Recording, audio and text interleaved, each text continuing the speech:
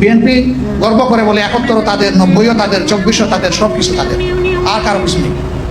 71 তো বিএনপির জন্মই হয়নি। আর কি মারো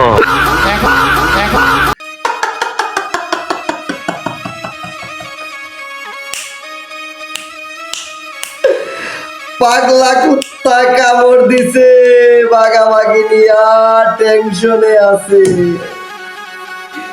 একে অন্যের পুটকি দিয়া আঙ্গুল ঢুকাচ্ছে আর সত্য কথাগুলা বেরিয়ে আসছে।